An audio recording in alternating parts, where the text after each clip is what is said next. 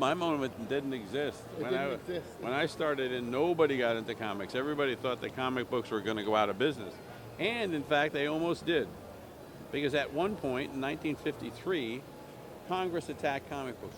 So what happened then is, America got tired of attacking communists, and they opened the dictionary. Congress opened the dictionary and look under C, and they got comic books. And not unlike rock and roll, they decided to attack comic books. And so comic books was so badly attacked that they formed this defensive comic book code that was a self-policing agency that didn't allow comic books to do anything. Another thing, it's just like, it had humor. It had Mr. District Attorney was one of the biggest comic books. Pat Boone comic books was another real biggie.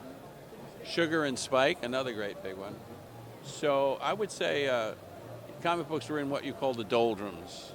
And it took a long time to pull it out, many, many years. It survived, and now it's thriving, and now I think we're going to take over the world. I think this is day one. I don't think that there's any end to this. I mean, maybe. You like rock and roll? I like rock and roll. It's still around. They told me it's going to be gone 25 years ago. This isn't going away. This is like just getting bigger and bigger because it's an art form that includes everything. It includes writing, it includes art, it includes every genre of writing and storytelling. It influences movies. More than half your movies are comic book movies. It influences television shows. It influences gaming, computer gaming, in a very, very big way. And it spawns people who do cosplay. If that's what happens, it's going to be hard to get rid of. I mean, I don't know the formula.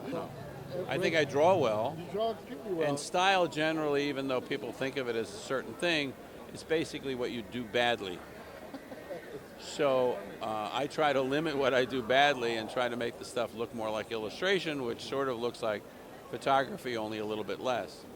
I tend to know a lot more than most artists in comic books do. There are a few that know an awful lot. They can give me a hard time, but essentially I'm a trained artist who has learned his craft, and that's so much better than a stylized artist who can go out of style. I don't really go out of style. Like Norman Rockwell doesn't go out of style, and Rembrandt doesn't go out of style. Michelangelo doesn't go out of style. I don't mean to compare myself. I'm just saying the more you know, the more trained you are, the more you tend to stay in style. So I tend to stay in style. I've done this a long time, and everybody likes it. God knows why. Learn to draw better. Learn to draw better. Take photographs and trace them. Get a light box. Trace photographs. Even though your friends say that real artists don't do that, all the best artists of the last century do that, and before that, they work from models. No good artist doesn't work from photographs and trace photographs. Some stylistic cartoonists tend not to do it because they like to, but if you want to be a well-trained artist, you really have to work from photographs and life. Go to nealadams.com if you want to know anything, about basically anything that's going on in comics, because we sit on the fringe of comic books. We're not DC or Marvel, so you can pretty much hear the straight poop at nealadams.com. It's easy to get to. You just have to remember Neal Adams and then .com.